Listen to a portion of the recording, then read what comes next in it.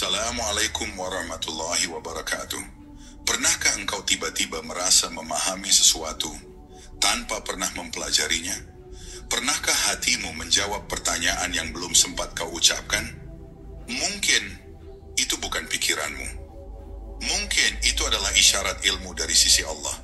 Ilmu yang tak diajarkan oleh guru, tak ditemukan dalam buku, tapi langsung ditanamkan ke dalam hati yang dipilihnya. Itulah ilmu laduni, cahaya langit yang hanya turun kepada hamba yang telah dikosongkan dari dunia. Dan malam ini, kita akan menyelami bagaimana Allah menanamkan ilmu itu ke dalam jiwa mereka yang tersembunyi. Rahasia ilmu yang tak dipelajari. Dalam kesunyian malam, saat bumi tertidur dan langit terjaga, ada percikan cahaya yang ditanamkan ke dalam dada hamba pilihan. Cahaya itu bukan hasil dari buku, bukan pula dari ucapan guru, melainkan pancaran langsung dari Allah ke dalam hati. Inilah yang disebut ilmu laduni, ilmu yang tidak dipelajari, tetapi ditanamkan. Tidak semua orang memahaminya, bahkan sebagian menolaknya. Namun bagi para pencari kebenaran sejati, inilah ilmu yang menggetarkan ruh dan menggugah kalbu, karena ia datang dari Sang Maha Tahu tanpa perantara.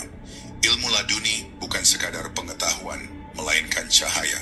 Ia tidak berbentuk huruf, tidak terikat bahasa, dan tidak pula lahir dari logika duniawi. Ia muncul dalam bentuk pemahaman mendalam, seperti bisikan yang mengerti seluruh hakikat tanpa perlu penjelasan panjang. Hamba yang menerimanya seringkali tidak tahu bagaimana ia bisa memahami sesuatu yang belum pernah ia pelajari, seolah ruhnya telah hidup lebih dahulu di taman ilmu sebelum jasadnya dilahirkan ke dunia. Inilah ilmu yang langsung dari sisi Allah, sebagaimana firman-Nya dalam surat Al-Kahfi. Dan kami telah ajarkan kepadanya ilmu dari sisi kami, ilmu laduni. Namun Allah tidak menanamkan ilmu ini kepada sembarang hamba. Ia hanya memilih hati yang telah dibersihkan, jiwa yang telah merendah, dan ruh yang telah berjalan jauh dalam pengembaraan marifat. Tidak cukup hanya dengan cerdas, tidak cukup hanya dengan rajin. Hati yang kotor oleh ambisi dunia sulit menjadi ladang bagi turunnya ilmu ini. Maka para sufi membersihkan diri mereka dengan zikir, dengan diam, dengan rindu, agar menjadi bejana yang layak diisi oleh cahaya laduni. Proses penanaman ilmu laduni pun tidak selalu indah dan lembut. Kadang Allah mencabut segala sandaran dunia dari si hamba. Kadang Dia tenggelamkan dia dalam ujian, kesepian, kehilangan, agar tak ada lagi tempat bersandar selain dirinya. Dalam hening itu, ketika dunia runtuh dan keakuan luruh, barulah hati menjadi lapang untuk menerima sesuatu yang tidak bisa diajarkan oleh manusia. Sebab ilmu ini tidak masuk lewat telinga, tetapi melalui kejernihan kalbu. Dalam tradisi ruhani para wali dan sufi, ilmu laduni kerap muncul setelah fase panjang perjalanan batin. Mereka menyebutnya sebagai warid, ilham dari alam gaib yang tiba-tiba masuk dan seketika membuat paham akan sesuatu yang sebelumnya gelap. Tapi ini bukan mimpi, bukan halusinasi. Ini adalah kesadaran tinggi yang tidak bisa dimengerti kecuali oleh hati yang telah tercerahkan. Maka siapapun yang mendapatkannya akan membawa perubahan dalam sikap, bukan hanya dalam ucapan. Ilmu laduni tidak menjadikan seseorang merasa lebih tinggi. Justru sebaliknya, ia akan menundukkan ego sang penerima. Karena semakin dalam seseorang menyentuh ilmu dari sisi Tuhan, semakin ia sadar betapa ia tidak tahu apa-apa. Ilmu ini menyingkap bukan untuk membanggakan, tetapi untuk membuat seseorang tunduk dan taat. Dan disitulah letak keajaibannya. Semakin bertambah, semakin seseorang merasa tidak memiliki. Itulah rahasia dari ilmu yang langsung ditanamkan oleh Allah dalam hati hambanya. Dan benih pertama dari ilmu laduni selalu dimulai dari keikhlasan seorang hamba dalam mencari kebenaran. Bukan untuk pujian, bukan untuk debat, bukan pula untuk kehebatan, tapi hanya untuk mengenal Allah lebih dekat, mencintainya lebih dalam, dan menjalani hidup dalam cahayanya. Jika niat itu murni, maka suatu hari, entah lewat kejadian atau diam, lewat tangis atau zikir, cahaya itu akan mulai masuk, pelan-pelan, tapi pasti. Dan disitulah perjalanan ilmu ini bermula. Hati sebagai ladang ilmu ilahi. Tidak ada tempat yang lebih suci dalam diri manusia selain hati. Bukan hati secara fisik, melainkan kalbu, pusat rasa, pusat pengenalan, dan pusat penerimaan cahaya. Kalbu ibarat cermin. Jika bersih, ia memantulkan cahaya ilahi. Jika kusam oleh dosa, keinginan, dan kesombongan, maka pantulan itu akan gelap. Inilah sebab mengapa ilmu laduni tidak diturunkan kepada siapa saja, melainkan kepada mereka yang hatinya telah siap menjadi ladang untuk ditanami rahasia Tuhan. Allah tidak menurunkan ilmunya ke dalam tempat yang masih penuh dengan keinginan selain Dia. Para arif billah, orang-orang yang telah mencapai ma'rifat, selalu berkata bahwa kebeningan hati adalah syarat utama untuk menerima limpahan ilmu dari sisi Allah. Mereka membersihkan diri dari dengki, dari cinta dunia, dari kemelekatan terhadap nama, status, dan pujian. Karena mereka tahu, selama hati masih penuh oleh selainnya, maka ilmu yang datang akan tertolak atau terdistorsi oleh ego. Ilmu laduni adalah cahaya murni dan hanya bisa tertanam dalam ruang yang telah dikosongkan dari kepentingan pribadi. Ada perbedaan besar antara orang yang berilmu karena belajar dan orang yang diberi ilmu karena kehendak Allah. Yang pertama, mengumpulkan informasi, hafalan, dan logika. Yang kedua, mendapat ilham yang langsung menyentuh inti kebenaran tanpa perlu proses panjang berpikir. Ini bukan berarti ilmu yang dipelajari tidak penting, tapi ilmu laduni adalah tambahan dari Allah, karunia yang diberikan karena kesungguhan hamba dalam membersihkan hatinya dan menyerahkan dirinya sepenuhnya kepada kehendak Tuhan.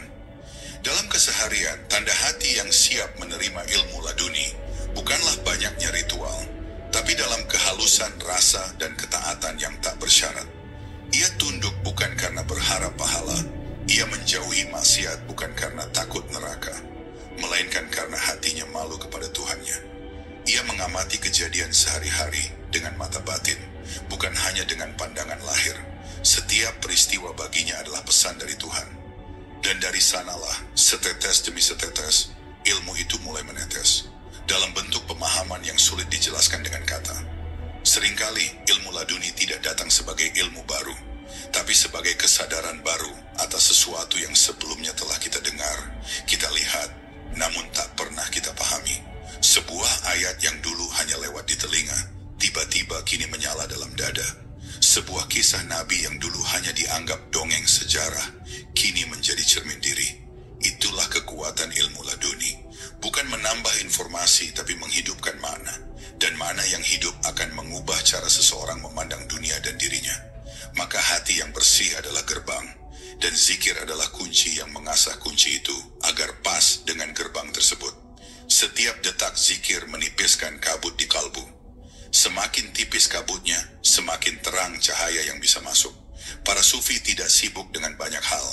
Mereka menjaga satu hal saja, menjaga kebersihan hati. Karena mereka tahu, di sanalah segala ilmu ilahi akan ditanam. Jika tanahnya keras, ilmu itu tidak tumbuh. Tapi jika tanahnya subur, maka ia akan menjadi pohon hikmah yang buahnya bisa dinikmati orang lain. Allah menanamkan ilmu itu tidak dalam bentuk suara yang terdengar telinga, tapi dalam bentuk rasa yang membuncah dalam dada. Tiba-tiba hati mengerti, ruh tersentuh, dan akal terdiam. Tidak bisa dijelaskan bagaimana itu bisa terjadi, tapi siapa yang merasakannya, dia tahu bahwa itu bukan dari dirinya. Ia sadar bahwa itu datang dari sisi Allah. Itulah momen suci ketika hati seorang hamba menjadi tempat diturunkannya rahasia langit, dan ilmu laduni mulai tumbuh dalam kesadaran yang bening. Jalan ujian sebagai gerbang cahaya laduni. Tidak ada ilmu agung yang ditanamkan tanpa ujian. Bahkan para nabi pun diuji sebelum diberikan wahyu. Maka jangan heran bila para pencari hakikat harus melewati malam-malam panjang yang sunyi, siang yang menyakitkan, dan detik-detik penuh kebingungan sebelum setitik cahaya laduni menyapa hatinya. Ujian-ujian itu bukan bentuk murka Tuhan. Justru itulah kasih-Nya yang tak terucap. Karena hanya dalam kehancuran ego, dalam runtuhnya sandaran dunia, cahaya laduni bisa meresap masuk, halus, lembut, dan mendalam. Banyak orang mengira ilmu laduni bisa didapat hanya dengan amalan-amalan tertentu, atau dengan menghafal kalimat-kalimat wirid secara mekanik. Tapi ilmu ini bukan hasil dari sekadar teknik, melainkan buah dari keikhlasan dan ketulusan hati yang diuji. tidak tahu kadar cintanya, tapi agar si hamba tahu sejauh mana ia rela kehilangan segalanya demi tetap mencintainya. Dari setiap kehilangan, Allah sedang menggali ruang di dada kita agar cukup dalam untuk ditanami sesuatu yang bukan dari dunia ini. Dalam sejarah para wali, ada satu pola yang terus berulang. Sebelum mereka diberi limpahan ilmu laduni, mereka terlebih dahulu dijatuhkan dari segala kehebatan duniawinya. Ada yang kehilangan keluarga, ada yang dijauhi murid, ada pula yang dijadikan asing di tengah masyarakatnya. Semua itu bukan kehinaan, tapi pemurnian. Karena ilmu ini tidak bisa masuk ke dalam hati yang masih sibuk mempertahankan citra dan pengaruh. Ilmu ini hanya masuk ke dalam hati yang telah hancur, lalu dibangun ulang oleh cahaya ketuhanan. Perhatikan kisah Nabi Khidir alaihissalam, hamba Allah yang disebut memiliki ilmu langsung dari sisinya. Sebelum beliau menjadi penerima ilmu itu, hidupnya telah disaring dari logika manusia biasa. Setiap geraknya mengikuti isyarat Tuhan. Ia tidak menjelaskan tindakannya dengan akal biasa, karena ia hidup di wilayah hikmah ilahi, bukan hukum syariat lahir semata. Maka siapapun yang ingin berjalan di jalan laduni, harus siap kehilangan penglihatan lahir demi penglihatan batin. Harus siap tidak dimengerti manusia, asalkan dimengerti oleh Tuhan. Ujian yang datang bukan selalu berupa bencana. Kadang bentuknya justru kenikmatan yang menguji apakah si hamba lupa atau ingat. Kadang bentuknya ketenaran untuk melihat apakah ia masih tawadhu' atau malah merasa istimewa. Karena ilmu laduni bukan hanya ilmu, tapi amanah. Dan amanah ini berat, tidak bisa dititipkan kepada orang yang masih mencari pujian dari makhluk.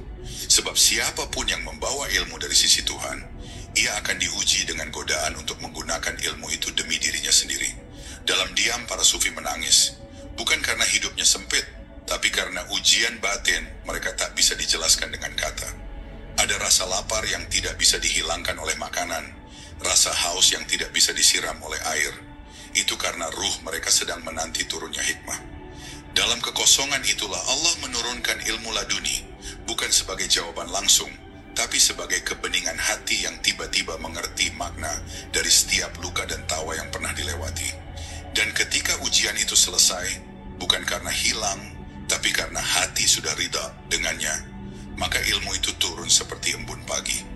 Tidak memaksa, tidak menyakiti, hanya menetap dan menghidupkan. Si hamba mulai memahami hal-hal rumit tanpa pernah belajar secara lahir. Ia mulai melihat rahasia dalam ayat-ayat kehidupan. Dan semua itu bukan karena dirinya hebat, tapi karena ia telah kosong dari dirinya sendiri. Dan dalam kekosongan itu, Allah menanamkan laduni, sebuah ilmu dari langit yang tak bisa dijual, tak bisa diwariskan, hanya bisa dititipkan olehnya kepada hati yang telah berserah. Zikir sebagai jalan terselubung menuju ilmu laduni. Zikir bukan hanya ucapan lisan yang diulang-ulang, ia adalah denyut jantung rohani seorang hamba. Bagi orang awam, zikir mungkin hanya lafaz, tapi bagi para arif, zikir adalah gerbang menuju kedalaman jiwa, tempat di mana cahaya ilahi pertama kali mengetuk dan ilmu laduni mulai menyelusup. Dalam keheningan zikir, suara dunia mulai pudar, logika menjadi diam, dan kehadiran Allah menjadi nyata di antara setiap helaan nafas. Inilah saat paling sakral dalam perjalanan batin, ketika yang menyebut dan yang disebut melebur dalam satu kesadaran. Setiap kalimat zikir adalah seperti kunci yang membuka tabir hati. Kalimat la ilaha illallah bukan sekadar syahadat, tapi ia adalah palu yang menghancurkan segala berhala dalam jiwa. Ego, ambisi, keinginan, rasa memiliki, dan bahkan identitas diri. Semakin sering zikir itu dilafazkan dengan kehadiran hati, maka semakin dalam ia menggali lubang di dada tempat Allah akan menanamkan hikmah. Bukan lafaznya yang ajaib, tapi kehadiran kesadaran dalam setiap ucapannya. Karena ilmu laduni tidak lahir dari mulut, tetapi dari kolbu yang mengingat tanpa jeda. Banyak yang keliru mengira bahwa zikir adalah bentuk ibadah pasif. Padahal ia adalah senjata paling halus dan paling tajam dalam perjalanan rohani. Ia memotong akar-akar cinta dunia secara perlahan dan menggantinya dengan ketundukan mutlak kepada Yang Maha Abadi. Dalam zikir yang khusyuk, seorang hamba tidak lagi berharap surga, tidak takut neraka. Yang ia rindukan hanyalah Allah, yang ia sebut dalam diam, dalam tangis, dalam sepi, dalam sujud yang panjang. Dan dalam keadaan seperti itulah, ilmu yang tak bisa diajarkan oleh manusia mulai turun ke dalam dirinya. Zikir yang terus-menerus tanpa pamrih melatih jiwa untuk terbiasa hidup dalam hadirat Tuhan. Tidak hanya saat salat, tapi juga saat bekerja, berjalan hingga tidur. Hamba yang seperti ini, hatinya tidak pernah sepi dari namanya. Dan ketika hatinya telah penuh dengan kehadiran Allah, maka tak ada ruang bagi selainnya. Itulah saat ilmu laduni mulai tumbuh, bukan datang dari luar, tapi muncul dari dalam, seperti cahaya yang selama ini tersembunyi di balik tirai nafsu dan lalai. Zikir bukan yang menghadirkan cahaya itu, tapi zikir membersihkan tirai agar cahaya itu tampak. Para sufi dahulu tidak memperbanyak kitab, tetapi memperbanyak menyebut namanya. Mereka percaya, satu kali Allah berkenan menyingkap tirai dalam zikir yang ikhlas, lebih berharga daripada 1000 halaman teori. Dan benar, mereka yang diberi ilmu laduni seringkali tidak fasih berbicara, tidak hafal dalil, tidak punya sanad keilmuan yang panjang, tapi ketika mereka berkata, ruh orang-orang yang mendengar akan gemetar. Karena yang berbicara bukan lagi dirinya, tapi hikmah yang mengalir dari sisinya. Itulah buah dari zikir yang menyatu dengan jiwa. Ilmu laduni yang lahir dari zikir ini bersifat halus, tidak meledak seperti petir. Ia datang seperti angin sepoi-sepoi yang menyadarkan. Tiba-tiba, seseorang merasa mengerti sesuatu yang selama ini membingungkan. Ia tahu bukan karena berpikir, tapi karena ruhnya disentuh. Kalimat yang dulu ia ucapkan sebagai hafalan, kini berubah menjadi kesadaran yang hidup. Bahkan seringkali, dalam zikir yang sangat dalam, muncul pertanyaan dalam batin yang langsung dijawab, tanpa suara, tanpa tulisan, tanpa guru. Itulah momen ketika Allah sedang berbicara langsung dengan hati hambanya. Maka jangan meremehkan zikir. Ia adalah benih dari segala pemahaman ruhani. Ia adalah jalan yang tampak biasa, tapi ujungnya adalah samudra hikmah. Banyak orang sibuk mencari ilmu ke sana sini, namun lupa berzikir dengan hati yang hadir. Padahal siapapun yang menjaga zikirnya, sejatinya ia sedang mengetuk pintu ilmu laduni tanpa ia sadari. Dan ketika Allah berkenan membukakan pintu itu, maka ia akan masuk ke dalam alam pengetahuan yang tidak bisa dijelaskan oleh pena, tidak bisa dirumuskan oleh akal, hanya bisa dirasakan oleh hati yang telah dibasuh oleh namanya. Ketersingkapan hijab sebagai syarat turunnya ilmu laduni. Segala yang menghalangi pandangan ruhani kepada Allah disebut hijab. Dan selama hijab itu masih menutupi qalbu, maka cahaya ilmu laduni tidak akan mampu menembus masuk. Hijab itu bukan kain, bukan dinding, melainkan lapisan-lapisan halus dalam hati manusia. Kadang berupa cinta dunia, kadang berupa rasa memiliki, kadang berupa keakuan, bahkan kadang berupa keinginan untuk terlihat suci. Ia bisa sangat samar, sehingga yang terhijab pun tidak sadar bahwa ia sedang terhalang. Inilah sebab mengapa ilmu laduni bukan hanya butuh keinginan, tapi juga penyucian. Hijab tidak bisa dibuka oleh kecerdasan. Ia hanya bisa tersingkap oleh rahmat. Dan rahmat itu akan menghampiri ketika si hamba benar-benar pasrah. Seringkali Allah tidak membuka hijab melalui kenikmatan, tapi melalui penderitaan. Sebab dalam penderitaan, keakuan yang membungkus hati mulai retak. Saat kita merasa tak berdaya, saat dunia tak lagi bisa dijadikan tempat bergantung, maka hati menjadi lembut, remuk, dan jujur. Dan dalam remuk itulah celah hijab terbuka, dan pancaran ilmu dari sisi Allah mulai menyusup masuk sebagai cahaya kesadaran. Para sufi menyebut momen ini sebagai kasyif, tersingkapnya tabir. Ia bukan penglihatan mata, tapi kejernihan hati yang tiba-tiba memahami apa yang selama ini gelap. Seorang hamba bisa tiba-tiba mengerti hikmah di balik kejadian yang menimpanya bertahun-tahun lalu. Ia bisa menyadari makna terdalam dari satu ayat Al-Quran, tanpa pernah membaca tafsir apapun. Kasyif bukan berarti mengetahui masa depan, tapi diberi pemahaman terhadap hal-hal yang sebelumnya tersembunyi dari batin. Dan pemahaman inilah yang menjadi gerbang pertama dari ilmu laduni. Tapi kasyif bukanlah akhir, ia baru permulaan. Karena ketika hijab tersingkap, maka cahaya bisa masuk. Dan cahaya itu tidak sekadar menerangi, tapi juga mengajarkan. Ilmu laduni bukan turun dalam bentuk kalimat-kalimat yang didiktekan dari langit, tapi berupa rasa tahu yang bersumber dari nur Allah.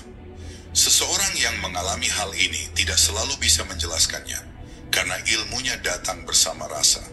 Rasa yang begitu mendalam hingga membuat akal tunduk, lidah keluh, dan hati menangis dalam syukur. Namun ada hal penting yang harus diingat.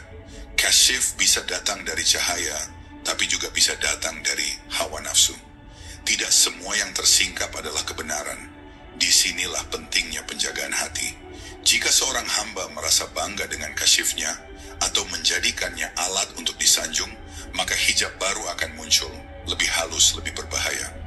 Ilmu laduni hanya turun kepada mereka yang tidak melihat dirinya sebagai apa-apa. Maka kesadaran yang muncul dari ilmu laduni justru akan membuat seseorang semakin merendah, semakin takut, semakin malu kepada Allah. Ketersingkapan hijab juga bisa datang perlahan. Dalam proses zikir dan tafakur, Allah menyingkap satu demi satu lapisan yang menutup kalbu. Mungkin hari ini seseorang mulai sadar akan kesalahannya. Besok ia mulai mengenali tujuan hidup. Lusa ia mulai merasa sangat kecil di hadapan Allah. Setiap kesadaran itu adalah tanda bahwa hijab sedang dikikis. Dan ketika hijab itu lenyap total, barulah cahaya ilmu laduni menyinari seluruh ruang batin.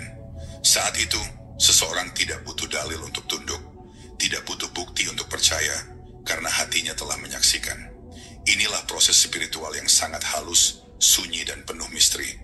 Tidak bisa dipaksakan, tidak bisa dipercepat, hanya bisa dijemput dengan kesungguhan dan keikhlasan.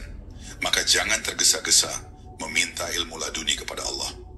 Mintalah agar Dia membersihkan hatimu, menyingkap hijabmu, dan menuntunmu kepada keikhlasan sejati. Karena saat hijab itu terbuka, ilmu akan datang bukan hanya sebagai pengetahuan, tapi sebagai cahaya yang mengubah dirimu secara menyeluruh. Dan itulah makna sejati dari ilmu yang berasal langsung dari sisinya. Waktu ruhani, saat Allah memilih menurunkan ilmunya. Segala sesuatu di alam semesta ini memiliki waktunya. Ada waktu untuk tumbuh, ada waktu untuk gugur, ada waktu untuk diam, ada waktu untuk mengerti. Begitu pula dengan ilmu laduni. Ia tidak turun sembarangan, tidak bisa dipaksa oleh amalan, tidak bisa dipercepat oleh kehendak diri. Ia turun pada saat yang telah ditentukan oleh Allah, dalam waktu ruhani yang telah ditulis sejak sebelum ruh ditiupkan ke jasad. Ketika waktu itu tiba, maka tak ada satupun hijab yang mampu menahan turunnya cahaya. Tapi sebelum waktu itu datang, seorang hamba harus belajar bersabar dalam ketundukan. Waktu ruhani ini bukan seperti waktu jam dan kalender. Ia tidak diukur dari usia atau jumlah ibadah yang telah dilakukan. Ia adalah waktu yang dikenal oleh ruh, bukan oleh akal. Ada orang yang sejak kecil telah disingkapkan tabir ilahi, dan ada yang baru di penghujung usia merasakan percikan cahaya laduni. Semua tergantung pada kesiapan batin dan kehendak Allah yang tak bisa ditebak. Maka bagi para pencari, bersabar bukan pilihan, ia adalah keharusan. Karena menunggu waktu ilahi adalah bagian dari adab ruhani. Seringkali, waktu itu datang justru di tengah keterpurukan. Saat semua ilmu yang dipelajari tidak lagi mampu menjawab kegelisahan. Saat doa terasa kering, saat zikir pun terasa hampa. Tapi di tengah kekeringan itu, Allah menyentuh hati si hamba dengan lembut. Sebuah bisikan rahasia yang hanya bisa didengar oleh jiwa yang remuk redam. Inilah waktu ruhani, saat kehendak Allah menyatu dengan ruang dalam diri, dan ilmu laduni turun bukan sebagai konsep, tapi sebagai pemahaman yang menghidupkan ruh. Tanda bahwa seseorang sedang mendekati waktu ruhani adalah munculnya rasa asing terhadap dunia.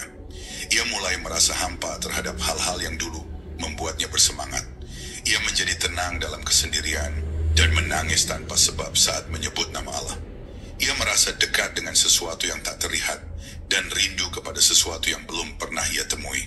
Semua itu bukan gangguan jiwa, tapi getaran dari waktu yang akan segera tiba. Getaran itu adalah tanda bahwa tanah hati telah mulai siap ditaburi benih cahaya. Namun berhati-hatilah, karena setan juga mengintai di pintu waktu ruhani. Ia membisikkan rasa tergesa, rasa ingin cepat mencapai makam, rasa ingin berbeda dari manusia lain. Ia tahu bahwa ilmu laduni itu tinggi, maka ia goda si pencari agar menginginkannya demi kebanggaan. Disinilah kesabaran menjadi benteng. Karena semakin seseorang ikhlas menunggu waktu Tuhan, semakin layak ia menerima cahayanya. Tapi semakin ia memaksa, semakin besar kemungkinan ia tertipu oleh cahaya palsu yang bersumber dari hawa nafsu. Dalam tradisi para sufi, waktu ruhani sering disamakan dengan musim semi dalam ladang ruh. Selama musim itu belum datang, sehebat apapun benih ditanam, ia tak akan tumbuh. Tapi ketika musim itu tiba, bahkan benih yang kecil bisa mekar menjadi pohon hikmah. Maka yang harus dilakukan seorang hamba bukan mencari musim, tapi mempersiapkan ladang hatinya, menyiraminya dengan zikir, membersihkannya dari racun dunia, dan menjaganya dengan sabar. Karena ilmu laduni bukan dicari, ia diturunkan, dan turunnya hanya kepada ladang yang telah disiapkan dalam diam. Ketika waktu ruhani itu akhirnya datang, hamba akan tahu, bukan karena ada suara dari langit, tapi karena dadanya terasa lapang. Akalnya menjadi tunduk, emosinya menjadi damai, dan segala yang ia pandang di dunia terasa memiliki pesan ilahi. Ia bisa membaca makna di balik kejadian, bisa menangkap isyarat dari hal yang tampaknya biasa. Dan ia tahu, ini bukan karena dirinya pintar, tapi karena Allah telah memilih waktunya. Maka ia tidak sombong, justru ia semakin merasa hina, karena ia sadar, cahaya ini adalah pinjaman yang bisa dicabut kapan saja. Ketika ruh berbicara, akal diam, tanda ilmu laduni telah menyapa. Ada saat dalam perjalanan ruhani ketika akal tak lagi menjadi pusat kendali, bukan karena ia mati, tetapi karena ia tunduk.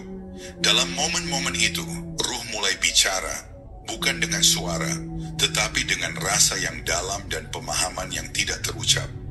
Itulah tanda bahwa cahaya ilmu laduni telah menyapa. Ia bukan sekadar datang sebagai pengetahuan, melainkan sebagai kesadaran tinggi yang mengalir dari kedalaman ruh. Dalam kondisi ini, seseorang bisa merasa mengerti sesuatu tanpa tahu bagaimana cara ia mengetahuinya. Ia hanya tahu, dan ia tahu bahwa itu bukan dari dirinya. Ketika ruh mulai berbicara, ia tidak membutuhkan bahasa. Ia berbicara melalui kejernihan batin, melalui rasa aman yang tiba-tiba muncul di tengah kebingungan, melalui keputusan yang muncul begitu saja tanpa pertimbangan panjang, tapi terasa sangat benar. Itulah ilham cahaya yang dipancarkan langsung dari sisi Allah ke dalam jiwa yang telah dibersihkan. Ia bukan bisikan setan, karena hasilnya tidak membingungkan. Ia bukan dorongan nafsu, karena hasilnya bukan keinginan, tapi kepasrahan. Ilham ini tidak membakar, tapi menyejukkan. Dan itulah yang membedakan ilmu laduni dari sekadar firasat biasa. Banyak orang salah sangka, mengira ilmu laduni harus datang dalam bentuk keajaiban, seperti bisa membaca pikiran orang, mengetahui hal gaib, atau berbicara tentang masa depan. Padahal inti dari ilmu laduni bukanlah keanehan, tapi kearifan. Ia bukan membuat seseorang menjadi sakti, tapi menjadi bijak. Ia tidak menjadikan seseorang merasa lebih tinggi, tapi membuatnya semakin rendah hati. Semakin dalam ilmu laduni mengakar, semakin tenang dan sederhana hidup si penerima.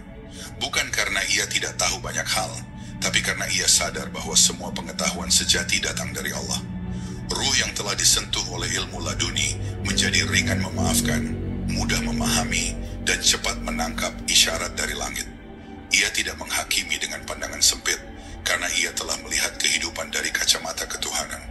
Ia tahu bahwa segala sesuatu ada waktunya, setiap manusia punya takdirnya, dan semua kejadian adalah surat cinta Allah dalam bahasa yang berbeda-beda. Ruh yang seperti ini akan membuat seluruh hidupnya menjadi zikir. Bahkan diamnya pun bisa menjadi pelajaran bagi yang melihat, karena ruhnya memancarkan hikmah yang tidak dibuat-buat.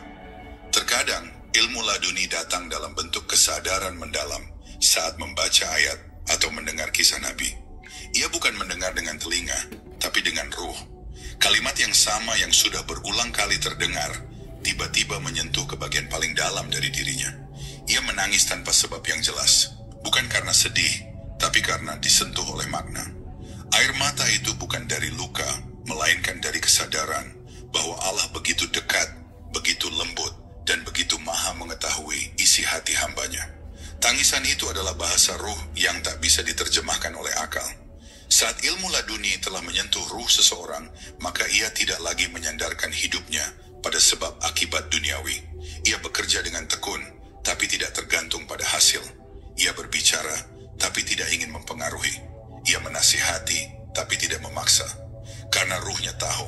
bahwa yang membolak-balikan hati manusia adalah Allah. Dan tugasnya hanya satu, menjadi saluran bagi cahayanya untuk mengalir, bukan menjadi penguasa atas kebenaran. Ruh seperti ini tenang, karena tidak sedang membuktikan apa-apa. Ia hanya menjalani, dengan lembut, dengan sadar, dan dengan cinta. Inilah tahap ketika akal berhenti bertanya, dan ruh mulai memahami. Bukan berarti akal dibuang, tapi ia telah menempati tempatnya yang semestinya, sebagai pelayan, bukan tuan. Dalam suasana batin seperti ini, seseorang akan merasa selalu dalam pengawasan Allah. Ia merasa hidup dalam naungan cahaya yang tidak bisa dijelaskan. Ia tidak merasa istimewa, justru merasa sangat kecil. Tapi dalam rasa kecil itulah ia merasa dekat. Dan dalam kedekatan itu ilmu tidak lagi diburu, karena ia telah berubah menjadi keadaan jiwa. Itulah ilmu laduni yang sejati, bukan sekadar tahu, tapi menjadi. Ilmu laduni dan diamnya para wali. Salah satu ciri paling mencolok dari mereka yang telah disentuh oleh ilmu laduni adalah diamnya. Tapi diam mereka bukan karena tidak tahu, melainkan karena tahu terlalu dalam. Mereka memilih diam bukan karena tidak mampu berbicara, melainkan karena telah menyadari bahwa tidak semua hikmah harus diucapkan. Para wali Allah sering tampak sederhana, tidak mencolok, bahkan kadang dianggap biasa oleh orang-orang sekitar. Tapi dalam diamnya, ruh mereka berbicara dengan langit. Dan dalam senyapnya, dada mereka penuh dengan samudera makna yang tidak bisa dituangkan seluruhnya dalam kata. Mereka yang telah menerima ilmu laduni tidak lagi tergoda untuk menunjukkan apa yang mereka tahu. Karena mereka sadar bahwa ilmu yang datang dari sisi Allah bukan untuk dibanggakan, melainkan untuk dijaga. Semakin banyak mereka diberi pemahaman, semakin dalam pula mereka menyembunyikan hakikatnya. Bukan karena takut, tapi karena adab. Sebab mereka tahu, tak semua telinga siap mendengar kebenaran yang datang langsung dari langit. Dan jika disampaikan secara ceroboh, kebenaran itu justru bisa menyesatkan mereka yang belum siap menerima. Para sufi sejati sering mengatakan, ilmu laduni bukan untuk dipamerkan, tapi untuk menghidupkan. Maka mereka lebih sibuk dengan memperbaiki diri daripada mengajari orang lain. Mereka lebih senang menangis dalam sujud yang panjang daripada berdiri di mimbar. Karena mereka tahu ilmu yang ditanamkan langsung oleh Allah adalah amanah, bukan alat untuk memikat massa. Satu kalimat yang terucap dari lidah yang telah dibasahi oleh cahaya laduni bisa mengguncang jiwa orang lain. Maka mereka menjaganya, mereka menahannya, hingga ucapan itu hanya keluar ketika benar-benar dibutuhkan. Diamnya para wali adalah diam yang penuh makna. Dalam diam itu mereka mendengar. Dalam diam itu mereka menyaksikan. Dan dalam diam itu mereka berbicara kepada Allah. Sebab ilmu laduni memperluas rasa, bukan hanya wawasan. Ia memperdalam getaran ruhani seseorang hingga mampu memahami keadaan tanpa dijelaskan. Mampu merasakan isi hati orang lain tanpa mereka bercerita. Bukan karena ilmu gaib, tapi karena kelembutan kolbu yang telah disentuh cahaya. Diam seperti ini adalah diam yang aktif. Sebuah kedalaman yang tidak bisa dicapai oleh suara. Jika kita perhatikan sejarah para wali, tidak sedikit dari mereka yang memilih hidup tersembunyi. Mereka tidak menulis kitab, tidak dikenal masyarakat, tidak mencetak murid, bahkan tidak dikenal sebagai orang alim. Namun ketika mereka meninggal, rahasia hidup mereka baru terungkap. Ternyata selama hidupnya, mereka adalah penopang spiritual suatu wilayah. Mereka adalah tempat curahan rahmat ilahi. Dan semua itu terjadi dalam diam. Sebab ilmu laduni menjadikan seseorang berfungsi dalam dunia batin, meski tidak terlihat dalam dunia lahir. Ada hikmah besar mengapa Allah menyembunyikan wali-walinya. Karena kebanyakan manusia belum mampu membedakan antara yang zahir dan yang hakikat. Jika seorang wali yang memiliki ilmu laduni ditampilkan terlalu jelas, bisa jadi ia menjadi idola, bukan lagi perantara menuju Allah. Maka Allah menjadikan mereka tersembunyi agar manusia tidak terpaku pada pribadi, melainkan pada sumber cahaya itu sendiri. Ilmu laduni bukan tentang tokoh, tapi tentang getaran ilahi yang mengalir dalam diam dan menyentuh ruh mereka yang bersih. Jadi, jangan heran jika engkau bertemu seseorang yang tidak dikenal, tampak biasa saja, tapi saat duduk bersamanya, hatimu menjadi tenang, Pikiranmu menjadi jernih, dan jiwamu seperti disentuh oleh sesuatu yang sulit dijelaskan. Mungkin engkau sedang duduk dengan seseorang yang telah ditanamkan ilmu laduni dalam hatinya. Ia tidak akan mengaku, ia tidak akan mengajarkan secara terang-terangan. Tapi lewat keheningannya, Allah sedang mengajarimu sesuatu. Dan itulah hakikat ilmu ini. Ia tidak datang dari banyak kata, tapi dari kehadiran yang ditenagai oleh cahayanya. Amanah berat di balik ilmu laduni. Ilmu laduni bukanlah anugerah kosong. Ia bukan sekadar pemahaman mendalam atau kemampuan melihat sesuatu yang tidak dilihat orang lain. Ia adalah amanah. Dan amanah dalam dunia para arif selalu identik dengan beban. Siapapun yang ditanamkan ilmu dari sisi Allah, maka di saat yang sama, ia juga sedang dipakaikan tanggung jawab ruhani yang berat. Karena Allah tidak memberikan cahayanya untuk dibanggakan.